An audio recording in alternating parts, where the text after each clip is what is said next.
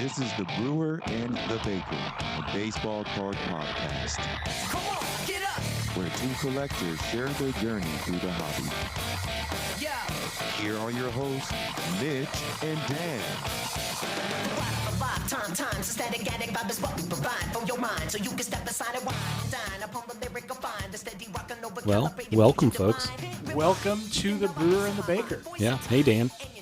Hello, Mitch. So, I'm the brewer, I'm the baker. and we've got as always, we hope we have an interesting show for you this week. Before we get into that, if you haven't already, we're Brewer and Baker Podcast on Instagram.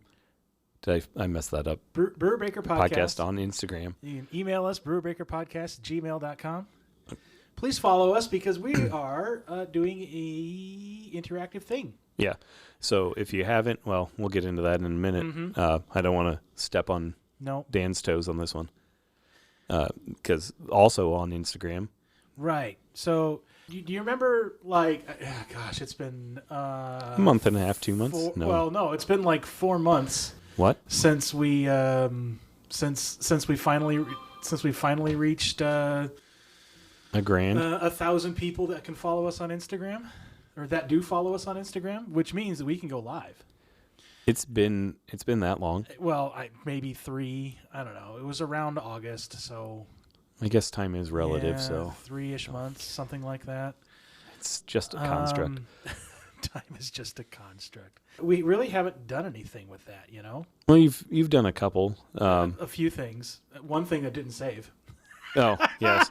We did our very first live thing we did not save, and so good luck finding that if you were there. Yeah, please, if you do find it, please tell me because I'd love to have it again. Yeah. I don't know why. I really don't know. It's my fault. I pressed the wrong button, and, Oh. and there is no going back, apparently. Okay. Yeah, Well, that's it good just- to know. It just kind of fluttered away. Okay. Hour and a half later, just fluttered away. So I am something that I have been planning on announcing, but haven't for the last 4 episodes. I was planning on going live on Instagram, like every Tuesday. And there's not going to be really a through line to the things that I would be doing on it. It's just going live on Tuesday to talk to folks. Just to it's talk. yeah. I don't know if it's going to be like every Tuesday. It could be the Tuesdays that we are not releasing an episode.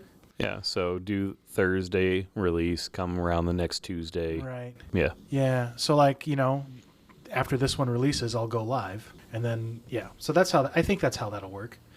Yeah, so you don't have anything specific that you want to do with it? Or? Not particularly. You know, I can kind of go through some of the things that are in my PC, whether that's certain collections, certain sets that I've put together. We can just kind of show them off. We can have just general conversations about the hobby. Or maybe even a deeper dive, per se, on one specific set or something. Something along those lines. Haven't really... It'll be a mixed bag. But look for me I don't think it's going to be every Tuesday. Every other Tuesday on Instagram, where we can have a little conversation. Think about 30 minutes. I don't know exactly what time. It may change. I'll start off kind of mid-afternoon, 3 o'clock-ish, 4 o'clock-ish, somewhere around there. It may be Central Time. It may be... I was just getting ready to add that. It may end up being after dinner. Haven't decided. Things are all up in the air, but it's something that I would like to do now that we have the ability to do it, and I can talk to folks, and we can have a conversation with everybody instead of just us talking at you. Yes. Yeah. That'd be great. Update. So yeah, I'm very excited about that. Yes, go ahead. Mitch, what have you done over the last couple of weeks? What have I done in the last couple of days? What did I do yesterday morning? I finally not bit the bullet, but one came up for about $60 less than what I was seeing the average for. But finally did pick up a 2024 Bowman Spotlight Young-Ho Lee in a PSA 9. So I am pretty happy about that. Wow. Super excited for you, buddy. I'm not. That's not blowing smoke. I am. That's awesome. That's been a card that's been eluding me for quite some time now. There's been one from France, but there's like $75 worth of fees related to it. So make it a $160 purchase with almost half of that Now, again. you sent me a picture of it, right? Yep. If I remember correctly, it was a PSA 9. PSA 9, yep. All right. So with it, trying to decide the other one that I have is the Gunner Bowman Spotlight from 23. And that's in a tag, right? And that's in tag, yeah. Okay. I really like the way that the tag looks with it because it still showcases the card, which is already spotlighting the player. So to me, it looks really, really clean. They are clean looking slabs. I don't know if I want to crack it or not. I mean, I get it. Hey, but I have experience. If it ever comes to it, bring it to me or tell me, and I can bring over the necessary tools, and I'll crack it for you. I do have a couple things that I need to send off to them, but I was kind of waiting until we do, if we do a show about grading companies and all that. So the other major update was just... I want to wait for our 4 to come back too, which should be here relatively soon. Yeah, ideally, that'd be... I hope, yeah. The other update that I've got is just Update finally actually dropped after the long... Yeah. Woo! So just the results from my one hobby box that I have. Right now I don't have anything else coming. I haven't bought anything else.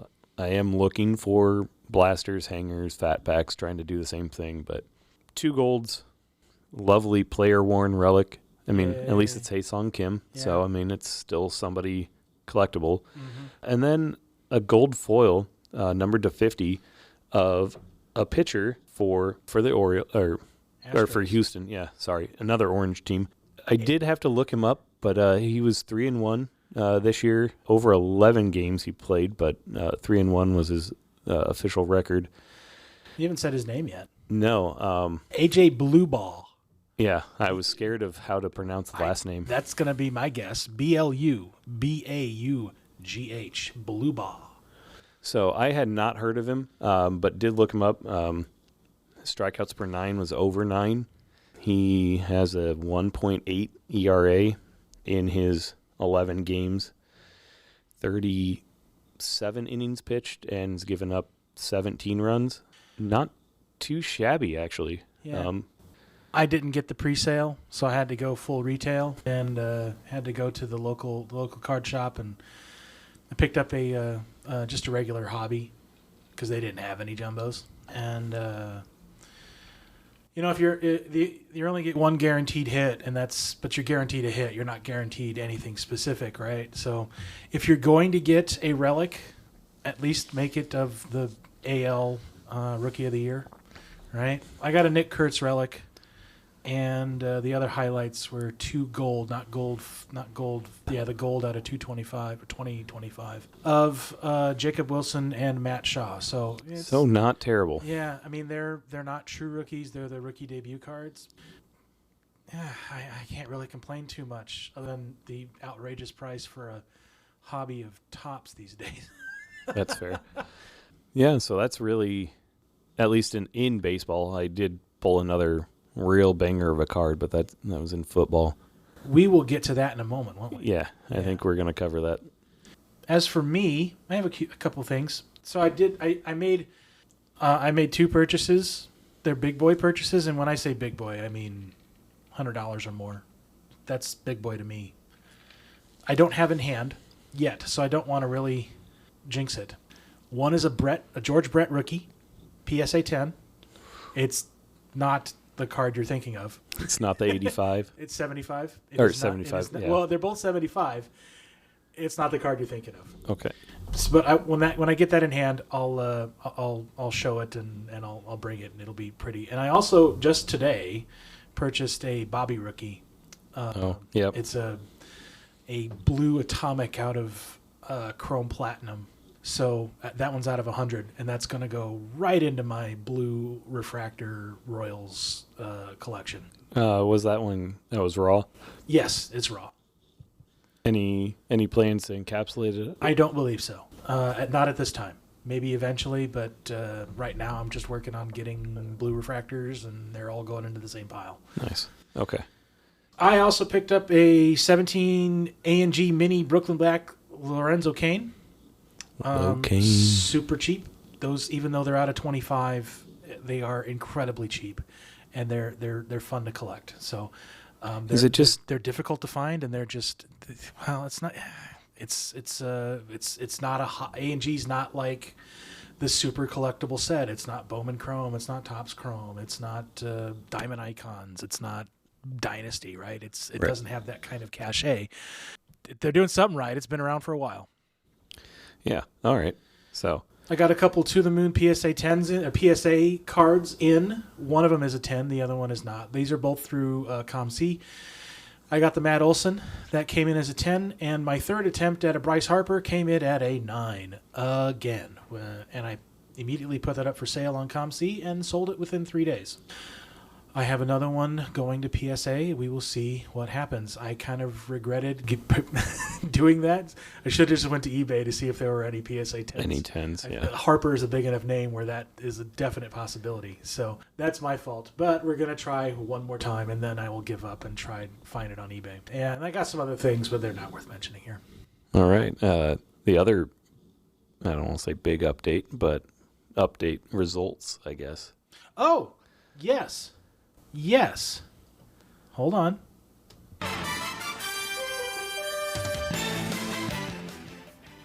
We need to talk about our insert. About our insert tournament, yeah. Welcome to the insert tournament. I'm very excited about this. So, if you remember from last week, we have a 16-card tournament. It was 8 cards that were chosen by both of us chose 8 cards. We had Sam seed them. We put them in a bracket, and I had you folks vote on them 3 times on Instagram. I have calculated those results, and I have them in front of me. Are you ready, Mitch? I think I am, yeah. Okay. The 1 versus 16 HFA, the 1 seed, and the 1960 Topps Tattoo. Yeah, being the tattoo. 16. HFA 1, 70% to 30%. Okay, that's kind of where I figured that one was going. And here's an interesting one. In the 8 versus 9 seed, It Came to the League versus Black Gold. Oh, I know that one was close. That's the one that I had. Which one were you hoping for? To be honest, the 2 times that I voted on my personal, I voted one on one way and one the other way. Okay. I did not vote on the third Okay. round. So which one do you? Come on, which one do you want? I'm kind of hoping Black Gold, Okay. but that's just because I've got update fever right this second. But Okay. Black Gold takes it 56% to 44%. ooh, that was Now, close. An interesting factoid about this one: on the first day, it was tied at the end of voting, 19 to 19. So that was a very close race for a very, very long time. Yeah, so it must have been the third vote that kind of pulled it across the line. Right. So that means we have the H of A versus the Black Gold in the coming round. Okay. Okay. All right. The 5 versus 12, we have the Helix versus Lords of the Diamond. 1999 Lords of the Diamond. I think I saw where this one was headed, but I don't know. Okay. I don't know the final. Lords of the Diamond won 61% to 39% in a landslide. Yeah. The 4 to 13, Spotlights versus Instavision. I think I know where this one was headed, but Spotlights won that 65% to 35%. That's more. Also in a landslide. that was more than I thought it was going to be. Maybe it was the second round. It was a little bit closer, or maybe I'm thinking of a different one. Which means we have the Lords of the Diamond versus Spotlights in the Elite 8. All right, the 6 versus 11. All right. Triumvirates versus All Tops Mystery Finest. What do we think happened here, Mitch? Ooh. I know I voted for Triumvirate. This was relatively close as well. I know I voted for Triumvirate. Mystery's cool, but it just doesn't have I tend to agree with you. Unless I was in it, I think the mystery just doesn't quite do it for me. It's all about pulling it out of a pack. Yeah. And they're not making that card anymore, so no one got to really experience that unless you buy a 1999 Topps. and But it's got the be history happy of to it. pull one. Yeah. So, Triumvirates won 54% to 46%. That was pretty darn close then. Mm-hmm. The 3 versus 14, Hot Gloves versus All Kings. All Kings being the 3 seed. So All Kings was murdering it. All Kings won that 80% to 20%. Oof. That was not close, which means we have 90s era Triumvirates versus All Kings in the Elite Eight. That's going to be That'll interesting. be fun. We have the 7 to 10 seed, Rip Cards versus the Select Aces.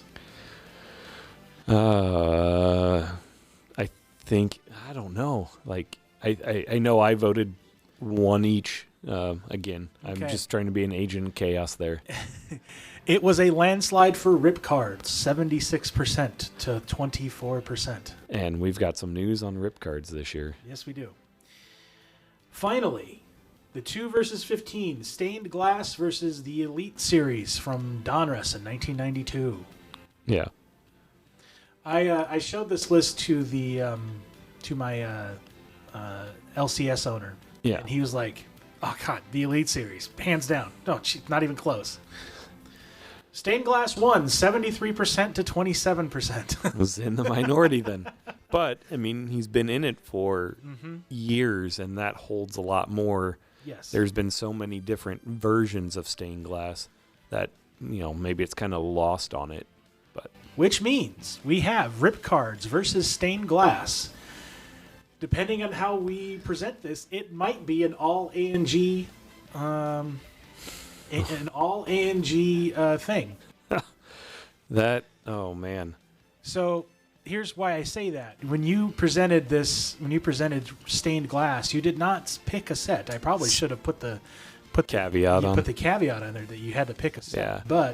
But I didn't. So to be fair, I could put Topps Gallery of Heroes up as an option when I And that would probably draw it down a little bit because, It might. So since I started with ANG, the ANG stained glass cards, I might stick with that. I mean, that's where it started for me. But Right. then I found out Panini's got them, that the Bowman, was it etched in glass, stained Right. glass card. Although those aren't acetate.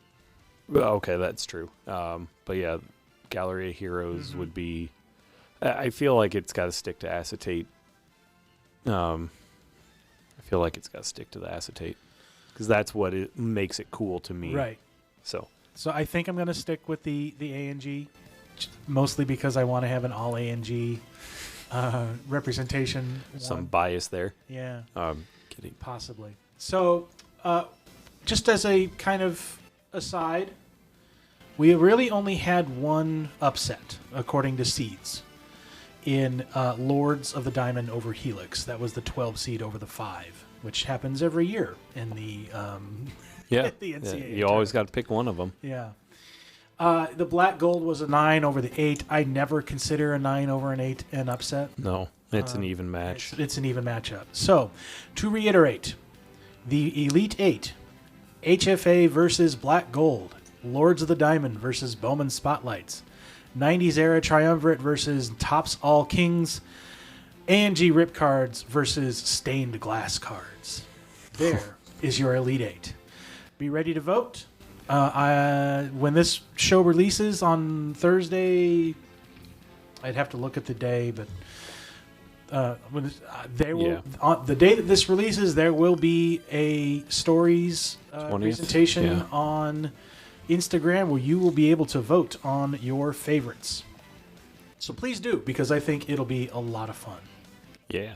Alrighty. Yeah, I feel like there weren't too many surprises there. Very chalky, Yeah.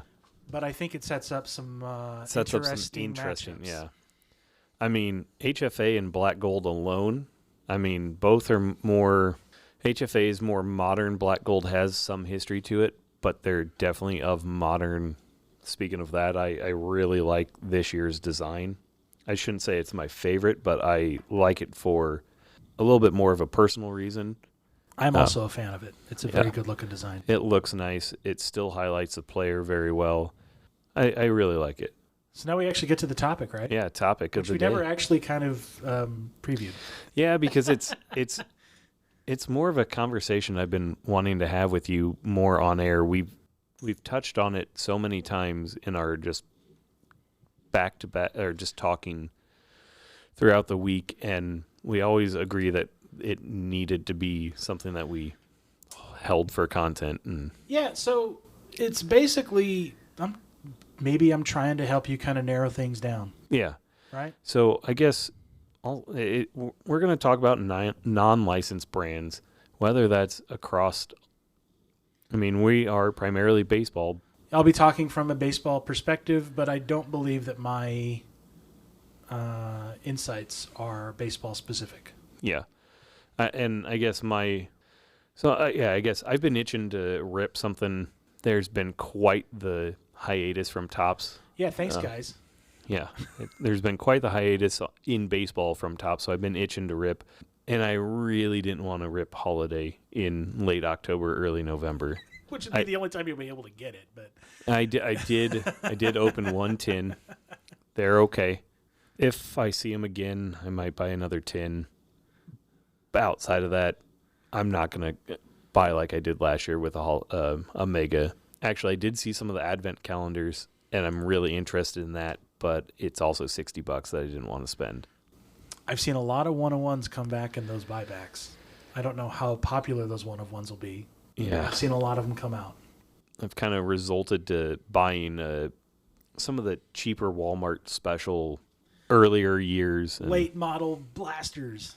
yeah, a lot of 22, 23 blasters that are out there, just of non-licensed for baseball, mainly Mosaic, Prism. I guess there was Prism Draft, but then I've also bought some Topps football just to see what the Topps, what was it, Topps Midnight Football was still hanging around.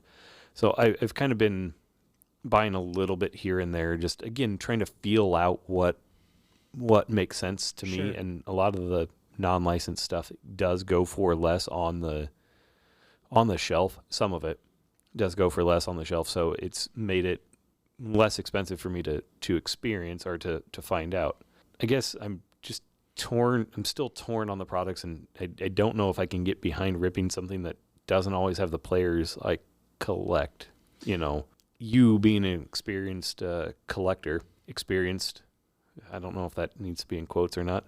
What is your experience or history with non-licensed brands, I guess? Sure.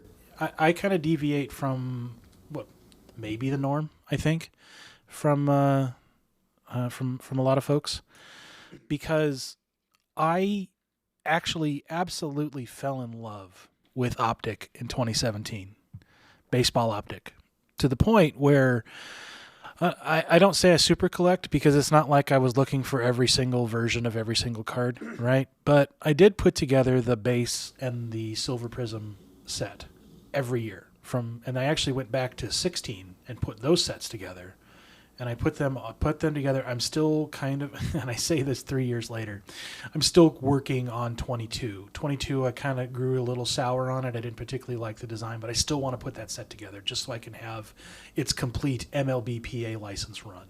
Okay. And I mean, you've showed me the binders that you have those in, and it's quite a... Yeah, so I've showed you the 17. They did an excellent job, I believe, Panini did with Optic. It is the best combination of...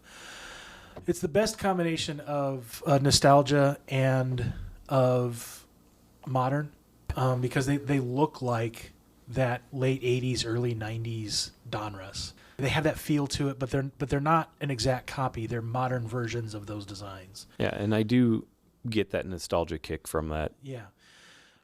So because I was so heavy into that, and I kind of realized I didn't care that they didn't have the team name, the team logo, or even the correct team colors, because they have to have it slightly different. Well, anymore with any of the uniforms, there are a lot of This is true. variations. Yeah, but they can't have like the official. They couldn't have the official, so they're slightly off. So knowing that, this is the reason that they're not near as expensive as Topps cards on the secondary market. But I didn't care because I was collecting the players, right? The player depicted is the same, the autographs are the same, the relics are the same, right? So I didn't care. Plus, they were cheaper. I could more easily get a hold of them because people were ignoring them, right? There's just over and over and over, So because of that, I loved getting into Panini Diamond Kings. Right? I loved getting some of their other sets like Immaculate and I'd get into Immaculate breaks and I'd get into flawless breaks and things like couldn't afford those products straight off the shelf, but I Right. could afford getting Into one or it. two random teams in those breaks, right? So Yeah. so I have some really nice Immaculate cards in my collection. Really nice Immaculate cards in my collection. That's been my experience with those. I didn't mind them. Now 2023 rolls around and Panini no longer has the MLBPA license, so they have nothing. The only thing that they can print is retired players and prospects. They cannot print unless they have specific contracts with active players. They cannot print active players. Okay. Which is why you can find Bobby Witt Jr. cards in modern Panini product. Has a contract with them, and there's like 5 or 6 others that Panini has a contract with. Do you think that's player? I mean, I don't want to say player choice. I mean, he's a collector, so he wants his cards to be as accessible as possible. Or They may have put a big enough contract in front of them. Yeah. I mean, Yeah, could be it's that hard to- simple. hard to tell. Yeah. I have stopped getting Panini cards with any regularity, unless I'm kind of in the situation you were in, like I was a couple weeks ago, where I just got to open something and it's the only thing that's available. So I've stopped getting those stuff. I don't mind searching for singles of the older stuff when they did have active players, but I don't like collecting new versions of retired players. And since prospects the only thing, then that would be this just not. That's the only thing that I would be opening up Panini products for, and unfortunately, they mix everything together. So I get that. I pulled a Bud Selig card. That was yeah, buddy. Heck yeah. I mean, I would kind of like to have one of his autographs. Was it an autograph card? No, it was just a silver. Don't care. It's just a silver. Yep. That went into one of my Halloween packs. Scary card. Yeah. But I think you hit on some of the things that I have found that I like. I do enjoy some of the inserts that they are less expensive autos. It's still signed by the player. Sure. Most of them are sticker, but still signed by the player. Sure. And, from a singles standpoint, that's awesome that they're less expensive. Mm-hmm. And then some of the designs, like, we were talking the other night about Leaf, some of the wild Leaf so like designs that are out there now. These companies that don't have licenses, the thing that they do have in their back pocket is design. They can design some beautiful cards, and Panini, to their credit, has done just that. They have built some beautiful cards. Wild Card has some amazing cards. Leaf has some beautiful. They've got a lot of duds, but Leaf does have some absolutely beautiful cards. So that's something that I can't ignore, right? Mm-hmm. Well, yeah, the one that I was showing you was the Leaf Saturdays in the Park Bobby Auto. Mm-hmm. It's now up to $36. But when I showed it to Dan, there was 3 days or something like that left, 2 and some hours. And it was at like $7 for a Bobby Auto. And it was a kind of that atomic refractor looking. Right. And it looked kind of like a watercolor painting of a park scene with him in front of it. Really cool design. Some of the other ones that I've really enjoyed are the Prismatics, out of Prism. Gosh, the Bang insert. I think that's Bang! I think that's super, super, super fun. My guess is this Bang insert's probably from basketball, and there's an announcer who like when a big three is hit, that's his call. It's just bang. Okay. I might bet That's where that comes it's a from. carryover from Yeah. that. And then I love that this basically looks like a Chrome Sapphire Chrome Sapphire card. The Carter Jensen card you mentioned a couple of shows ago from 25 Prism. Yeah, it's just it's a blue. It looks like a Chrome Sapphire card. It does, but it's the retail exclusive, not numbered. Yeah, it's not numbered. It's not anything crazy. Just a gorgeous design. And then, funny you mentioned Diamond Kings. I actually did go back and buy a single of some Diamond Kings. You got a Ronald Acuna here. Acuna, I want to say it's 19, so it's not rookie year, sophomore year, I guess, Right. second year. Just very good looking card. It's just on the border of maybe looking a little too busy. However, it kind of pulls my eye away from it not being licensed. Yeah, because you're not focused. It's a great pose. The guy, his hand is in front of his chest, so it's kind of blocking where the logo would be. Head's turned so you can't really see where the A is missing. Like it's a really good pose for it. And as long as these non-licensed places can pick good cards and pick good poses, they can have some excellent pictures. Yeah, the Carter Jensen, he's in his catcher, in his gear, so there's nothing that would normally be sticking out anyway. So it looks like it could be a licensed card. Right. Again, it looks like it could be a Bowman or a Chrome Sapphire. It just doesn't say Royals on the front, and it doesn't have the logo anywhere on the front. It's the only difference.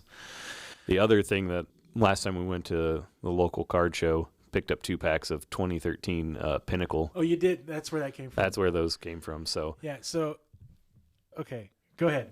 I forget what these are called. I forget what they're called as well, but they're like Clear View. Clear Sign. Clear Sign. Okay. It's basically Clear Vision. It's basically a half acetate card. So in the clear window, It's got a big window where like a jump, like where a relic would be, relic would go. They've got a little piece of acetate. And it's the ones that I have just say win and single. The win is for the pitcher. The single's for a hitter. Yep.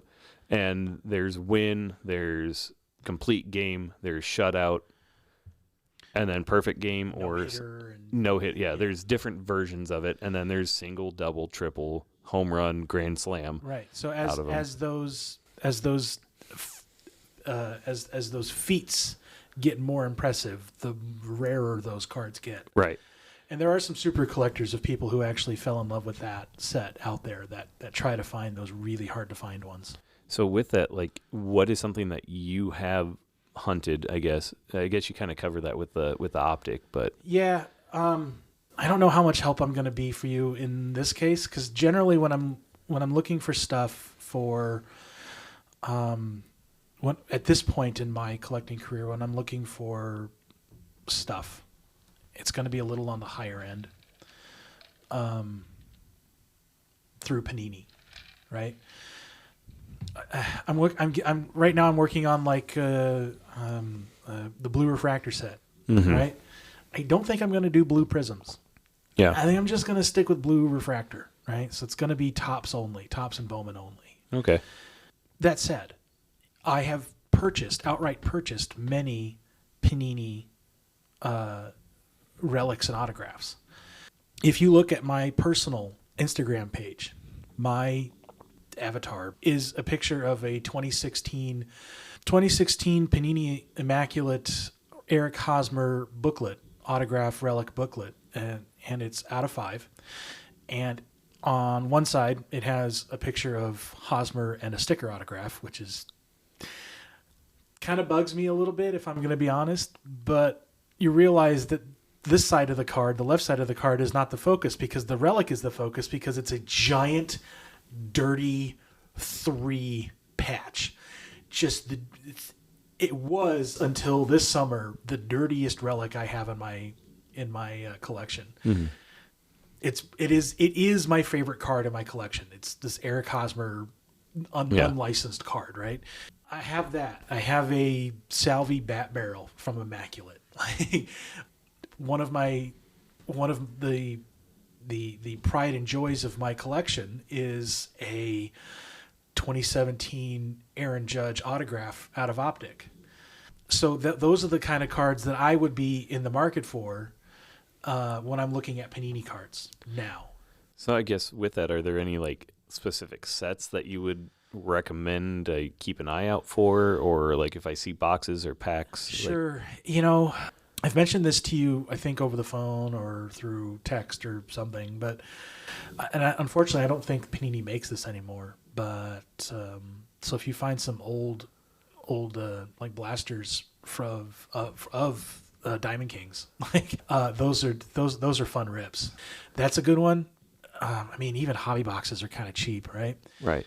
I mean, that's something I'm kind of in those downtimes that there's not a set that's coming out, or I feel I'm gradually sliding more towards the buy singles crowd, but I still can't. Got to chase that dragon a little bit.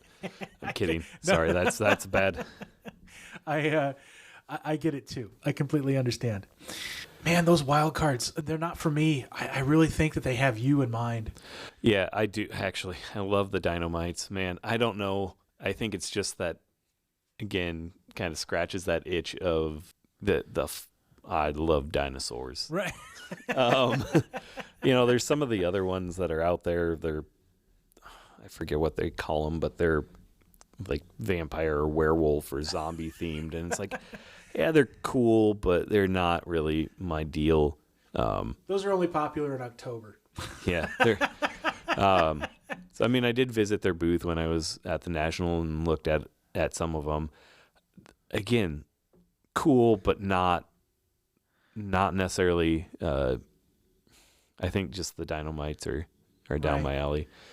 But I mean, you enjoyed opening Prism, didn't you? it was fun. I mean, and they've got some great inserts in it. And I'm not talking downtown or anything like that. I'm talking Color Blast and Color Wheel and. I mean, yeah, I like that prismatic. Yeah. I like the prismatic. What's the other one that the Marvels, the Unleashed? I know. Well, that's more the Donruss. What was the football card that you pulled? Right? Oh yeah. So football. This one is licensed, but it is. It's the kaleidoscopic. Out of Mosaic 25 Mosaic. Yeah, if you can find like Mosaic blasters in baseball. Of baseball, yeah. Yeah, that would be a good one to go with. That's kind of what I would love to see. Yeah. If I'm sure they're out there, but yeah, I've seen them. I haven't seen them for past years. I've only really seen Prism. Yeah, Prism Draft. I think for a while there was a whole bunch of them. Oh gosh, I really should have probably pointed them out to you because I didn't think of you, but they were the $17 blasters there for a while, the baseball mosaics. Yeah. Okay. Yeah, I mean that draft. That was the first 101 I ever hit. Mm-hmm. Yeah, that was the first 101 I ever hit. Was that whatever they call it, black vinyl something or other. Yeah. I guess that kind of leads me to not my last question, but are there shortcomings that you've seen, or is there like pitfall? Like I personally, as you said, there is the prismification that's going on in baseball. Yeah, I mean, if you're busting stuff, this is true for anything, right? If you're busting stuff, you're gonna be losing money, but it's especially true in unlicensed stuff, right? Because they cost the same. They have the same $25 blaster cost, $20 to $35 blaster cost, right? But on the secondary market, the cards don't carry near as much weight as for stuff that I don't want to hold on to. Yeah, right. That's the pitfall. It's even worse on the secondary market for people who bust stuff and try to sell. It's good for you if you're looking for singles, because that means that they're cheap. But if you're looking to recoup a little bit, it's a little harder when you're doing it with unlicensed. Gotcha. That is the pitfall in my opinion, and it's only because of the attitude of the general collecting community for the cards. Yeah, I just one of the things that I did find when I was trying to research the 2025 Mosaic for football, even so, it is a fully licensed product. Maybe I've gotten to be, and this is more from the baseball side, maybe I've gotten to be a sucker for the odds. I searched and searched and searched. How do I know if it is? Yeah, Panini doesn't give out as near as much information as Topps does. How do I know if it's there are like the Bang felt like it was going to be a bigger insert, and then I had to actually look and find that there were, at least on the sales side, it's a little bit more common than I thought. So that gave me more information than Panini's website, that it's not a rare. I think it's cool, but it's not a. I mean, I'm not looking at it for a monetary, but like trying to gauge how excited I should be for this hit. Like, and what you're facing here is something that basketball and football people have been facing since the early 2010s. Panini just doesn't give out that information. That's just company policy. I mean, I read this. I read the box. I read the side of the box. I've even got out my little magnifying glass and read the back of the pack, just to try and look for any sort of information I could. I mean, seriously, sometimes the best way to find out print run is to look at the PSA pop counts for those type of cards. Downtowns are not near as rare as Panini would have you believe. I guess with it, like I alluded to a little bit, I think I'm leaning more and more towards buying the singles of the non-licensed, but like I do think that there are some fun rips out there in the unlicensed. Sure. And I've shown this to realm. you before once. If you like Ginter but can't find Ginter at a reasonable price, Panini Gilded Age is a lot of fun. It's kind of their Ginter. What about Goodwin? Goodwin Champions can be a lot of fun. It's a lot more pop culture focused. Okay. Both of those two are than Sport focused. Than sport focused like Ginter is. And obviously, like Upper Deck is going to have, they're going to have Michael Jordan and LeBron James and a few of their other, Tiger Woods, right? They're going to have those type of things on there. Because they've signed those players or whatever. And if you want volume and you want super cheap, Panini Hometown Heroes can be a lot of fun. That's how I got my Yogi Berra autograph, which is on card, by the way. Okay. Super cheap, on card autographs with some absolute legends in it. But it just doesn't get the same. It doesn't get the same run because it's a super cheap set. I could keep going on, but I don't want this to drag too terribly long. So. I have a question that's semi-related, and this is for my edification for the future. Okay, bum bum bum. All right, so you have one of one set in front of you of people that you PC. They are the perfect card for you, every single one of them, right? It has the perfect pose. It has the design elements that you love. It's a one of one. They're players you care about. You can choose one, and that's it. One. What player? I feel like my default is gonna be Bobby right now. I am really, really loving what Yamamoto's doing. I really wish that there was something more mid-thousands that I could speak to, but I also really wasn't following baseball at that time. Let it be known that Mitch absolutely hates Ichiro and God, I didn't even think about Albert Pujols and I didn't Clayton even think about Kershaw Ichiro. I didn't even think about Ichiro. Oh, Jesus. All right. I'm going to digress from there. All right. So what? Who's the one? Who's the one? Oh, I still. It'd be between Bobby and Ichiro right now for me. All right. But good to know. Let's. So what are we on to next? We are on to question of the day. Question of the day. Yeah. Question of the day.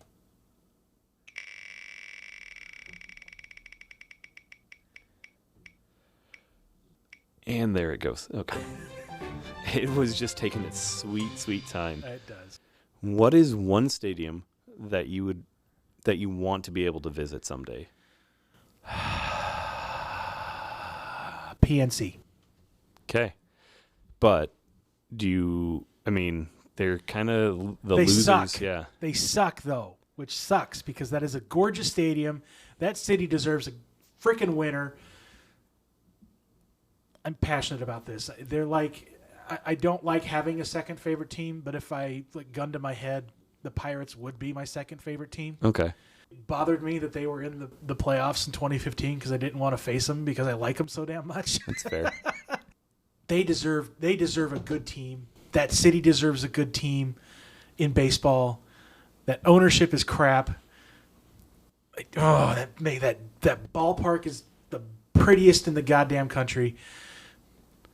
I put it up against Petco, against Cincinnati's, which is gorgeous. Oh God, that stadium is amazing, and that city deserves a good team. I think.